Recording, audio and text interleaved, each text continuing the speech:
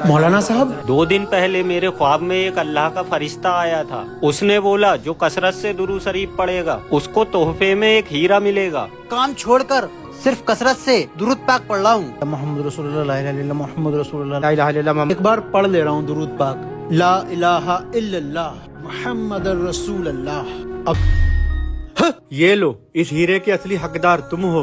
इतना कहने समझाने के बावजूद भी ये बदबख्त लोग आज भी अपनी वीडियो में फरिश्ता दिखाने से बाज नहीं आ रहे। हर वीडियो के अंदर दूसरी तीसरी में किसी भी इंसान को माज़अल्लाह फरिश्ते के तौर पे दिखाते हैं, जैसे फ़रिश्ता किसी भी इंसान के सामने इस तरह आ जाता है। शायद आप लोगों ने हमारी पिछली वीडियो को शेयर करने में कोई कमी छोड़ी या इन तक पहुंच गई होगी, लेकिन इनकी बेगैरती का ये आलम है कि जानबूझकर उस बात को ये ज़्यादा सीरियस नहीं लेते। आप लोग ऐसी वीडियो को रिपोर्ट किया करो, कमेंट के अंदर इनका बाइकआउट किया करो, तब जाके इनकी अकल ठिकाने आएगी।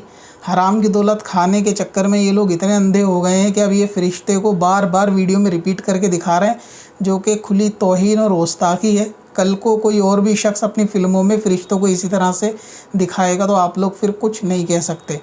दूसरा, जहालत का आलम यह है कि स्क्रिप्ट लिखने वाला डायरेक्टर इनका इतना जाहिल है कि उसे कलमे में और दुरूद में फ़र्क भी नहीं मालूम। बोल रहे हैं दुरूद पाक पढ़ना और पढ़ के कलमा दिखा रहे हैं, और इसमें वीडियो में आप ख़ुद सुन लीजिए।